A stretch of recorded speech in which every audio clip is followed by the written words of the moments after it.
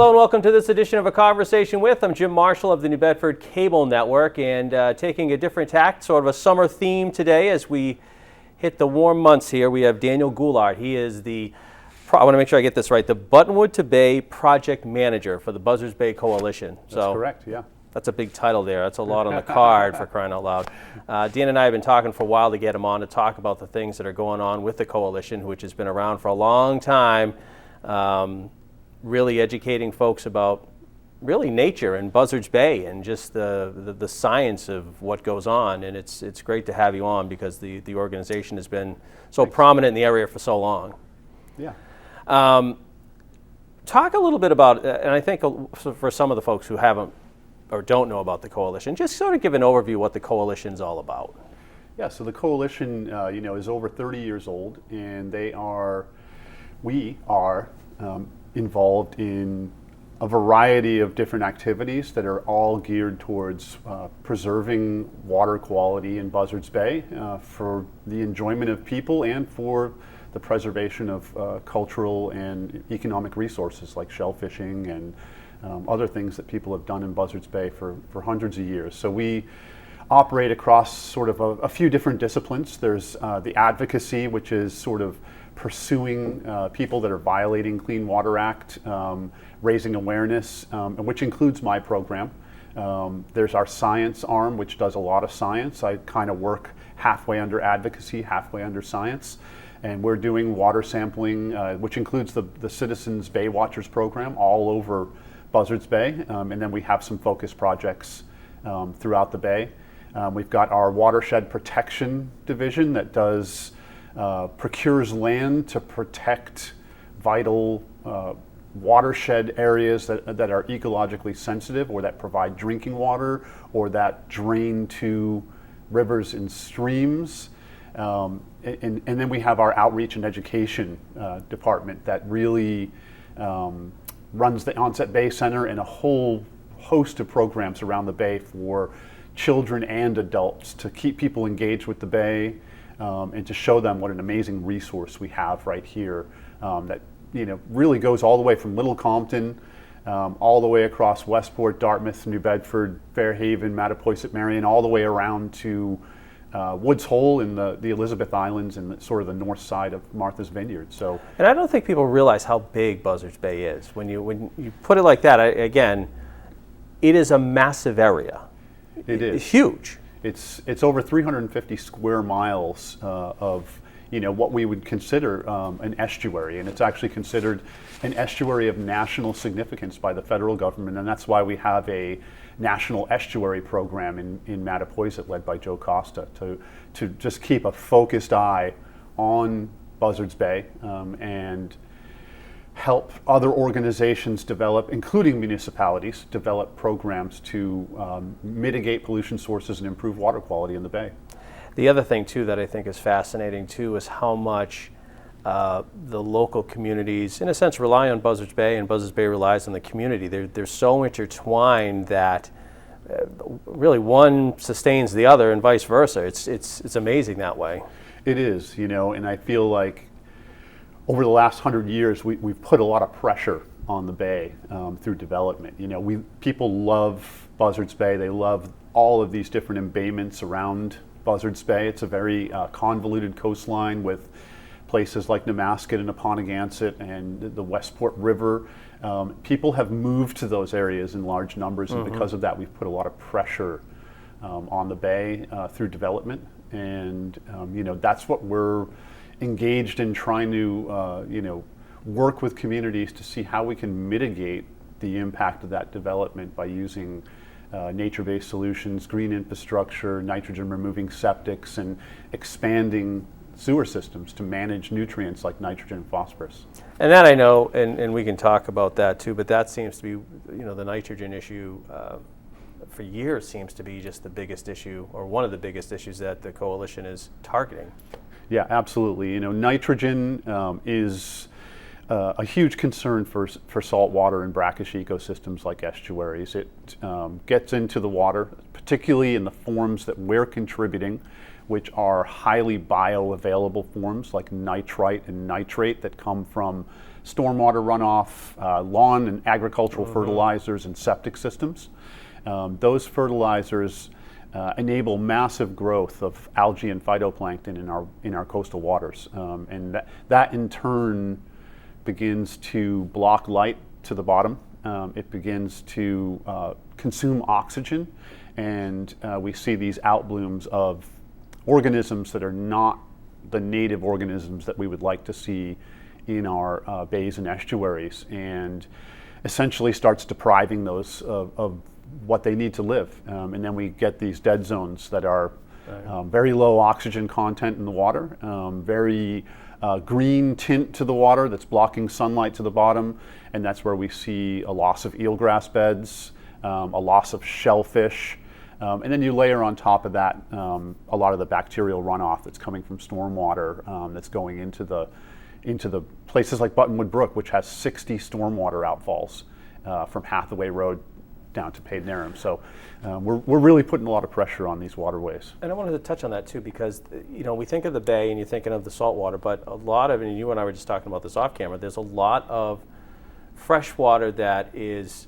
tied to Buzzards Bay. I mean, I grew up, as I said, in Wareham on Agawam Lake, and I know that feeds into the river, which eventually goes into Onset, for crying out loud. Everything's tied in, even if it's inland, if you will. Right. The Buzzards Bay watershed extends all the way up to Carver in some places, and every headwater stream throughout that entire watershed eventually drains down to one of the embayments. Our primary freshwater stream just happens to be Buttonwood Brook, which, when you include its 3 tributaries, is actually 9 miles of stream channel that covers about a 4 square mile watershed, and that's all draining to the inner Apponeganset Bay, along with Apponeganset Brook, which is much smaller. But every one of those streams is receiving groundwater flow from septic systems and stormwater runoff from all the streets that are adjacent to it. And there's so many of those little rivers and streams and what have you, just here in Greater New Bedford, when you think about it. Yeah, I mean, when you look at, together with a few other stakeholders and volunteers, we walked all 9 miles of Buttonwood Brook, and it's pretty amazing what you see when you're out there in the woods. A lot of this is hidden away, and a lot of it is, an amazing resource. And, the small areas of forest that are left up and down the brook, it's crucial to preserve those areas. Those areas are really doing a lot of work for us right now. And without them, the brook and the bay would be in a lot worse shape. So, and for a lot of people, I think Buttonwood Brook, the only thing they think of is going through the park. Right. Because they don't see it anything else. It's tucked away behind houses on these little pocket forests that go between streets like Route 6 and Hawthorne and Allen and Sharp and Milton, but it's running between those streets in these small pocket forests that allow the brook to spread out and expand into floodplains, and they're really buffering a lot of flooding that would otherwise take place if we lost those areas. They're absorbing nutrients and bacteria that would make its way down to Apponeganset Bay if they weren't there. But with 60 stormwater outfalls and a variety of septic systems distributed throughout the watershed, there's still a lot that's making it down to the harbor and having an impact. Talk about now, I mean, your key is the Buttonwood to Bay project manager, and we're kind of touching on that right now. Sure. Some of the projects that you're specifically looking at, and obviously that impacts a lot of the residents that are watching this program right now. Right. So, like I said earlier, the project really is starting out in the first 2 years with a lot of science. We want to understand this brook and Apponeganset Bay as an interconnected system, like you said earlier. Everything that's input into the brook eventually will make its way down to Apponeganset Bay. So we've been sampling on the brook, doing bacteria and nitrogen and phosphorus sampling at 17 sites, going into our 2nd year now. We've got autonomous sensors that we leave deployed in the brook that are measuring water quality, water level in the brook, so that we can understand how pollution levels are linked to rainfall events or not. And then we've got sensors deployed in Apponeganset Bay so that we can correlate what's happening in the brook to what's happening in the bay, and then develop long-term trends. Those sensors record a data point every 15 minutes. So we're accumulating a really large amount of data. We're also looking at the bay sediments for how much nitrogen actually comes out of them, what creatures, small insect-like creatures live in the sediments in the bay, because they're a really good indicator of bay health. And we actually just did an evaluation of Buttonwood Brook's habitat and insect larvae or macroinvertebrate species for the first time ever a few weeks ago. So we're looking at this to establish how this system works, where the pollution sources are, and what's the current status, what's the health status of this system. Where does the brook start? The brook actually starts just south of Hathaway Road in a place called the Hidden Brook Apartments. Okay. Up by Pamela Drive and Bryant Lane. The brook is actually buried under that apartment complex, Really? which was built back in the late 60s, early 70s on a 60-acre wetland that used to really be the headwaters of Buttonwood Brook. That was pretty common for that post-World War II era to fill in wetlands or to fill in floodplain in order to build houses. So, what we see now is that because of that, a lot of the water that the brook gets is coming from stormwater runoff from paved surfaces. So the brook really flashes up during a rainstorm and then it empties very quickly. And it doesn't have much resilience to drought. As we saw last year, large sections of Buttonwood Brook were essentially bone dry. You could just walk them like a hiking trail. Well, the pond at the park was pretty much dry. I'd never seen that. Right. The pond is getting progressively more shallow, and it's being nutrient enriched in a process known as eutrophication. So all of the sediments that come off the streets, you know how we always see all the sand by the curbs? Right. All of that sand and sediment is washed into the brook every time there's a rainstorm, particularly in the winter when we're using more sand on the streets and having heavier rainfalls. But all that sand starts to flush its way down, and it's been sort of filling in the north end of the pond.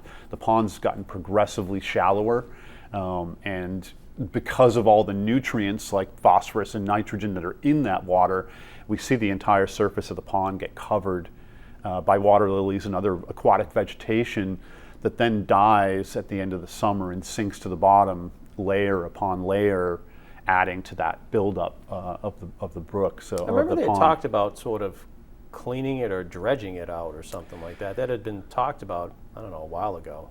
There's been a lot of discussion. Dredging is very expensive, and I think that potentially is one solution. I think another solution is potentially what the coalition did up at Acushnet Sawmills by removing the dam and then using all that outer pond area to restore natural wetland and marsh vegetation.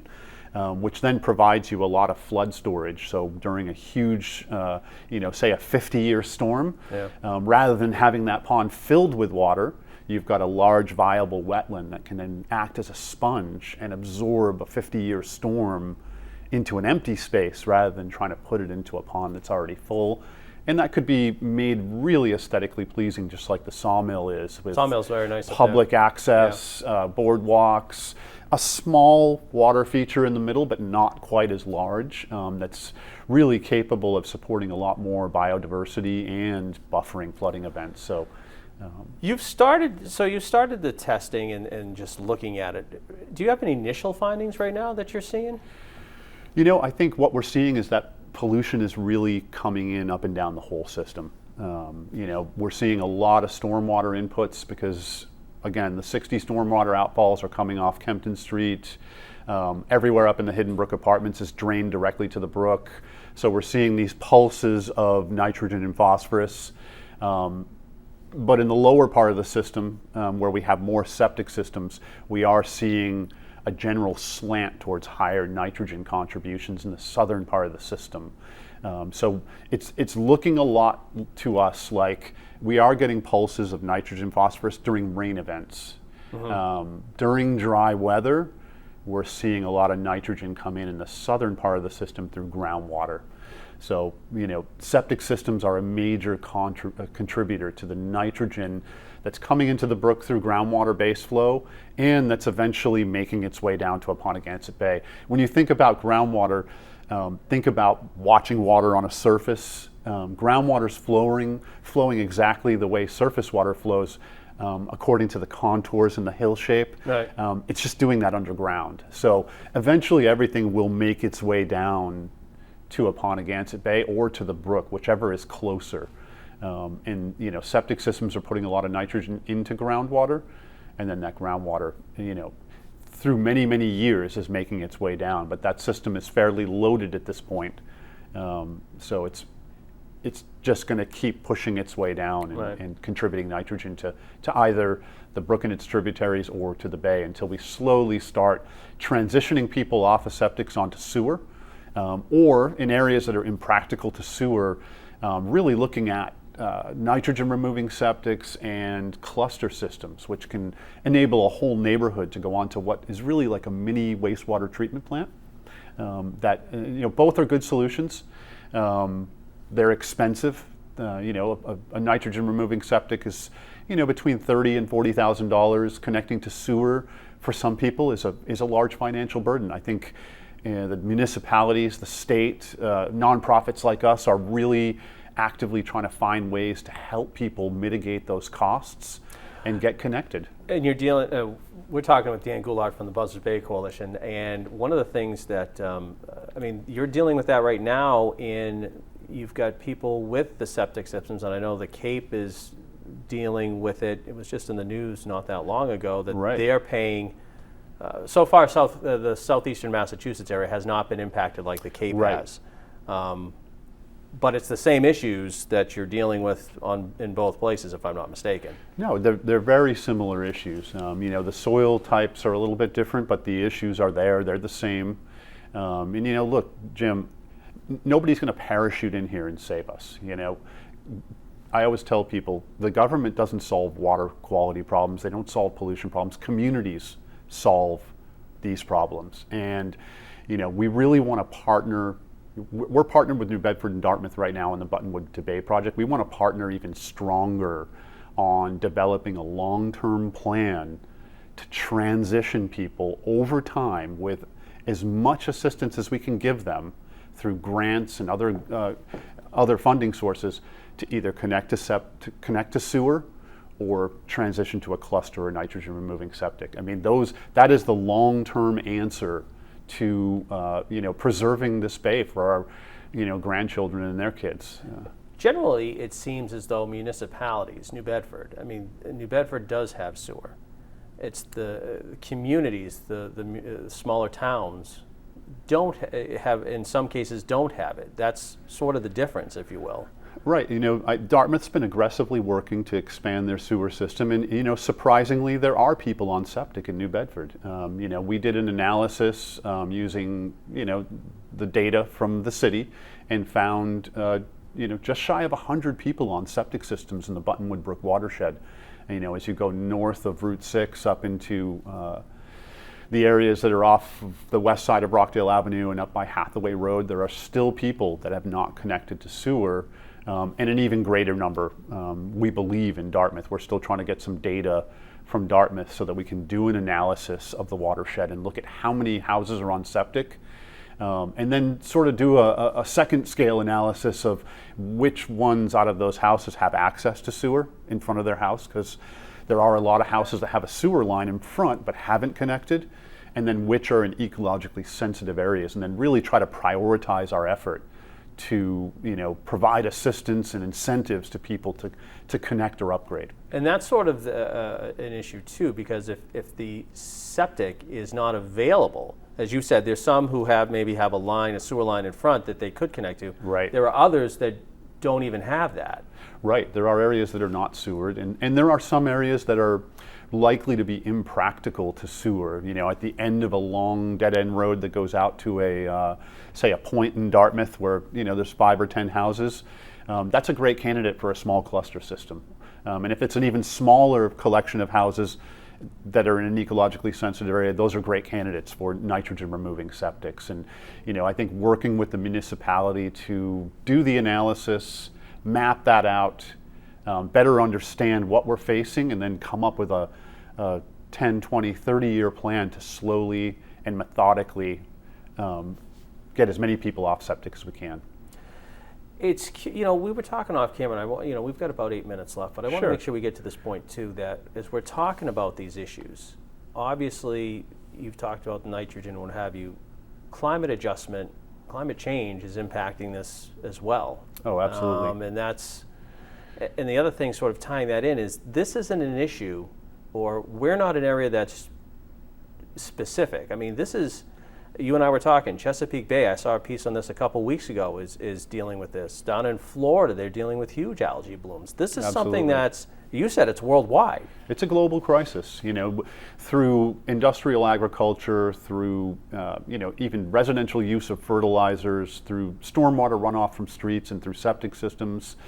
We are contributing greater and greater nitrogen loads to our coastal waterways, and we're starting to really see the impact of that, really rising up. It's been accumulating over the last 20, 30 years, but increased development is really starting to show the impacts in our coastal waters, and we're seeing high levels of chlorophyll in algae, low dissolved oxygen levels, which essentially equate to habitat loss, to loss of shellfishing resources, to eventually loss of recreational use. I mean, when we look at Buttonwood Pond, there's signs around Buttonwood Pond that say, don't even touch this water. Don't even come in contact with it. So the Buttonwood to Bay project is a small piece that's looking at the Buttonwood Brook watershed that bridges New Bedford and Dartmouth. We're primarily focused on stormwater mitigation through nature-based solutions and green infrastructure. And the great thing about green infrastructure and nature-based solutions is not only do you get the stormwater treatment through natural means, it also recharges groundwater aquifers, but we get a host of co-benefits that really go hand in hand with adapting to climate change. When you have the ability to put rainwater back into the ground rather than into a sewer pipe and into the brook, you're actually buffering the impact of localized flooding. You're buffering heat island effects that we see in urban areas. You're improving air quality. A lot of the green infrastructure and nature-based solutions provide additional habitat for migratory species or native species that are in this area, and they generally improve the aesthetics. Right now we're partnered with the city of New Bedford on a project to implement green infrastructure on the Kempton corridor, which is a highly urbanized corridor that's got about 1 million square feet of pavement. And that green infrastructure will result in a lot of areas being depaved, greened out, a lot of infiltration, allowing stormwater to seep into the ground through rain gardens and other mechanisms. That's not only going to beautify it, but it's going to cool that area down, and it's going to add resiliency to the existing stormwater system. So there's a lot of co-benefits to implementing these things. I would assume too that when you see the extremes like last year, the drought, and we've had some pretty good rainstorms too, right, that's impacting the watershed too, because there's not a constant flow. Like you said, the brook itself was dry as a bone in some places. Yeah, absolutely. And then almost the entire brook was dry. Right, and then you get those deluge, and as you said, the water just runs off. It's not being evaporated into the ground. Right, so the brook is mostly being fed by runoff from streets, which is very intermittent. It's either, and nowadays it seems like we are getting more intense rain events that are spread out by a longer distance. And as we saw last year, we had a prolonged period with no rain at all. The lack of groundwater recharge, because things are paved over, prevents the brook from getting that groundwater base flow that would keep it running year round, even through droughts. And droughts have a huge impact on the organisms that live in the brook, the creatures that live in the brook. They, over time, will lose habitat during a drought and have to crowd into smaller pools where they're more susceptible to being predated on by predators like birds and raccoons. On my last survey of the brook, looking at removing 2 dams down in the lower end of the brook, we did not observe a single fish. Wow. In the brook, not even a small fish. We saw some American eels, some crayfish, and some amphibians, but our thinking right now is that these swings to one extreme or the other are really impacting the ability of fish to persist. And then there's also the dams that are up and down Buttonwood Brook that cut off the aquatic connectivity and make it really difficult for migratory fish to get up into the brook from Aponegantsit Bay. I would also think that the people who are on septic or have groundwater for their water supply, their issues are big too, because do they have enough water in there for water in their house? Right. Septic wise, do they have enough to do that too? I mean, it's causing other issues, I guess. No, I mean, when you look at it in totality, the need to adapt is really strong. Everything from sea level rise to these more intense cycles of heavy rain and drought are really sending pretty strong signals to us that we need to adapt. We need to look at what we've done over the last 100 years, which was really high impact development that took away a lot of the natural resources that would help us buffer what's coming in the form of climate change.